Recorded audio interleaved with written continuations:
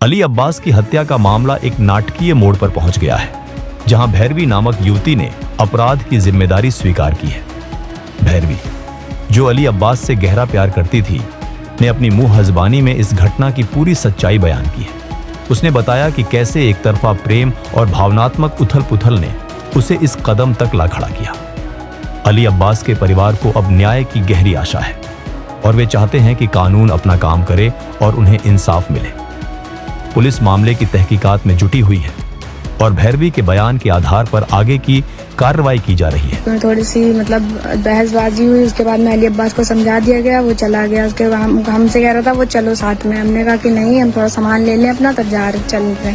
तो उसके बाद में ये कहने लगे कि बाद में हम अंदर आए तो हमको समझा दिया गया कि चलो कल कचहरी से तुम्हारी कोर्ट मैरिज करवा देंगे, तुम चली जाना। हमने कहा ठीक है, फिर कह के उससे कह दो कि तो वो चला जाए। हमने कहा ठीक है, उसको हमने भेज दिया समझा के कल कोर्ट से ही हम तुम्हारे साथ आएंगे, शादी कर लेंगे, तब आएंगे तुम्हारे घर। तो कहने लगा कि बाद में मेरे भाई ने वही रात का 1 बजे 12:30 1 के बीच की बात है ये। उसके बाद में फ़ोन करवाया हमसे, कहा कि उसको बुलाओ, शादी की बात करनी है। हमने कहा अब क्या बात करनी है तुम्हें? कहने लगे नहीं कुछ बात करनी है। हमने कहा चलो ठीक है, हम बुला रहे हैं। पहले भी इससे पहले भी 1-2 बार आया है, तब ऐसा कुछ भी नहीं हुआ था।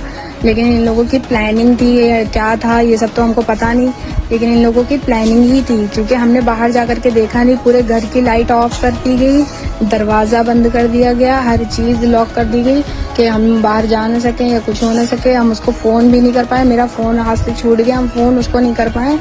इसको बुलाया, रोड पर से गली के अंदर ले करके गए, इसको मारा।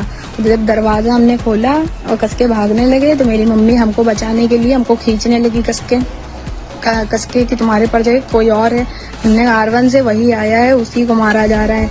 हमने अली अब्बास को हमने देख लिया था, लेकिन कितने लोग, ये 10-12 लोग थे, मार रहे थे उसको बहुत बेरहमी से। ढुलमुट से जो मिला, रॉड मिला लोहे का, और डंडे से, गुम्मे से, जो कुछ भी मिला उसको मारा उसी चीज़ों से। उसका सर वर ये सब फाड़ दिया था, सब कुछ फाड़ दिया। उसकी एक हड्डी, पैर की हड्डी, हाथों की हड्डी, हर चीज़, गला उसका दबाया, हर चीज़ उसकी तोड़ दी।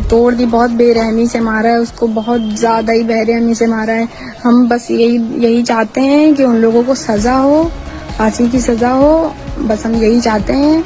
इंसाफ हो, इंसाफ आप लोग दिलाइए, इंसाफ दिलाइए। इसमें शामिल मेरे भाई के दोस्त थे, सोनू कोरी और सौरभ प्रजापति और हिमालय प्रजापति तो मेरे भाई ही हैं, छोटे हैं, हमसे बड़े हैं पर घर में छोटे हैं। वो उन्होंने ये झूठ बोल करके बुलवाया। हमको ज़रा सा भी पता नहीं था कि ऐसा ये लोग कर देंगे, वरना हम उसको बुलाते ही ना।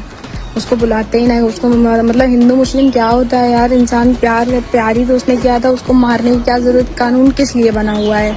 उसको जेल में डाल देते, उसे कह देते कि मेरी बहन को छेड़ रहा था या कुछ कर रहा था, कुछ भी कह देते।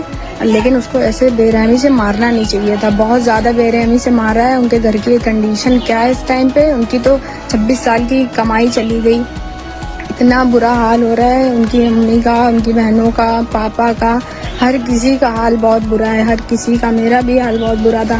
इतनी बेरहमी से किसी को मार दोगे, लाइफ बर्बाद कर दोगे, तो हर कोई परेशान होगा।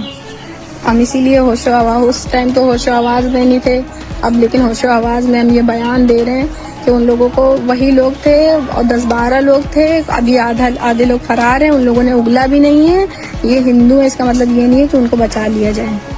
हिंदू है, इसका मतलब ये नहीं है कि उनको बचा लिया जाए। हम चाहते हैं कि उनको फांसी की सज़ा हो या कोई और केस बना और ये बाहर आ गए तो बहुत ज़्यादा ही बवाल होगा, चाहे कुछ हो जाए। फिर अब ये जिंदा नहीं बचेंगे, इतनी बात की गारंटी है कि जिंदा नहीं बच पाएंगे।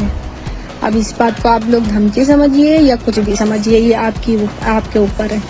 क्योंकि मेरा भाई तो मेरी नज़रों से गिर चुका है, क्योंकि शादी नहीं करवानी थी, ना करवाते, हम ना करते शादी, लेकिन उसको मारने की क्या ज़रूरत थी?